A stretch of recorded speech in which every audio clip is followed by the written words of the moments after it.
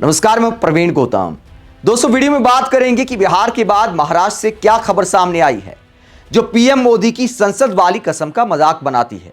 साथ ही महानता की जो कहानियां परोसी जाती हैं वो ये भी साबित करती है कि वो सिर्फ दिखावा है। पीएम मोदी की भतीजी पार्षद का चुनाव लड़ना चाहती थी लेकिन टिकट नहीं मिला।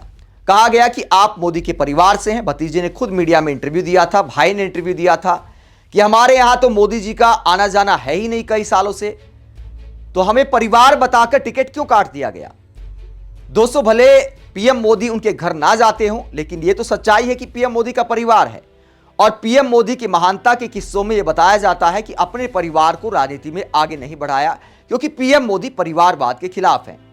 लेकिन दोस्तों, अपने परिवार को राजनीति में ना लाना इस बात को साबित नहीं करता कि पीएम मोदी परिवारवाद के खिलाफ हैं।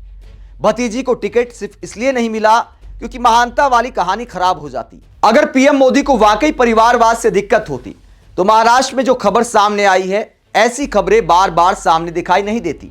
बिहार में जो मंत्रिमंडल बना उसमें परिवारवाद की भरमार ना होती तो महानता के किस्सा बनाए रखने के लिए अपने परिवार के साथ पीएम मोदी को अन्याय नहीं करना चाहिए। जबकि बीजेपी कितने थोक के भाव एक परिवार को टिकट बांटती है, हैरान रह जाएंगे आप। महाराष्ट्र से जो खबर सामने आई है, पहले पीएम मोदी की कसम और संकल्प आपको सुनाते हैं, संसद वाला बयान भी सुनाएंगे। पहले लाल किले से क्या बोला था जरा वो सुनिए। राजनीति में भी परिवारवाद ने देश के सामर्थ्य को सबसे सारा अन्याय किया है। परिवारवादी राजनीति परिवार की भलाई के लिए होती है, उसको देश की भलाई से कोई लेना देना नहीं होता है। और इसलिए लाल किले की प्राचीर से तिरंगे झंडे के आन बान शान के नीचे भारत के संविधान का स्मरण करते हुए मैं देशवासियों को खुले मन से कहना चाहता हूं, आइए हिंदुस्तान के राजनीति के शुद्धिकरण के लिए भी, हिंदुस्तान की सभी संस्थाओं के शुद्धिकरण के लिए भी हमें देश को इस परिवारवादी मानसिकता से मुक्ति दिला करके योग्यता के आधार पर देश को आगे ले जाने की ओर बढ़ना होगा। मेरे देश के नौजवानों, मैं आपके उज्जवल भविष्य के लिए, आपके सपनों के लिए मैं बाई भतीजावाद के खिलाफ लड़ाई में आपका साथ चाहता हूं। परिवारवादी राजनीति के खिलाफ लड़ाई में मैं आपका साथ चाहता हूं। ये संवैधानिक जिम्मेवारी मानता हूं मैं, ये लोकतंत्र की जिम्मेवारी मानता हूं मैं, ये लाल किले के प्राचीर से कही गई बात की ताकत में मानता हूं। तो लाल किले से प्रधानमंत्री ने परिवारवाद पर अटैक किया था, कहा था कि देश के लिए खतरनाक है। ये परिवारवाद वाली राजनीति को हमें मिटाना है, नए युवाओं को आगे लाना है। लेकिन महाराष्ट्र से ऐसी खबर सामने आई है खुद बीजेपी की, जिस पर बीजेपी के सहयोगी दल ही कटाक्ष कर रहे हैं। परिवारवाद वाली पार्टी के नेता ही बीजेपी के परिवारवाद पर सवाल उठा रहे हैं। खुद एनडीए के सहयोगी सवाल उठा रहे हैं। अजीत पवार गुट की पार्टी के नेता क्या कहते हैं वो भी आपको दिखाएंगे। पहले संसद की कसम भी आप सुन लीजिए कि पीएम मोदी ने लाल किले के अलावा संसद में क्या कहा था। इस सदन के पवित्र मंच से 11 संकल्प सदन के सामने रखना चाहता हूं। छठा संकल्प, देश की राजनीति को परिवारवाद से मुक्ति मिले। तो संसद में देश के प्रधानमंत्री ने संकल्प लिया था कि परिवारवाद को राजनीति से हटाना है, लेकिन उस संकल्प का क्या हुआ। चाहे बीजेपी हो चाहे बीजेपी के सहयोगी दल हो, पीएम मोदी का हाथ फिलहाल परिवारवाद के साथ दिखाई दे रहा है। बिहार में कैसा मंत्रिमंडल बना। उपेंद्र कुशवाहा के बेटे दीपक प्रकाश पंचायत तक का चुनाव नहीं लड़ा, उसको पीएम मोदी शाबाशी देते दिखाई दे रहे हैं। बिना चुनाव लड़े ही उपेंद्र कुशवाहा के बेटे दीपक प्रकाश मंत्री बन गए और पूरा कुनबा पीएम मोदी की मेहरबानी से सेट हो गया है। कैसे सेट हो गया है? उपेंद्र कुशवाहा की पत्नी स्नेहलता ने सासाराम विधानसभा से चुनाव लड़ा और विधायक बन गई।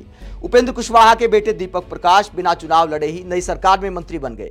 खुद उपेंद्र कुशवाहा भाजपा के समर्थन से राज्यसभा सांसद हैं।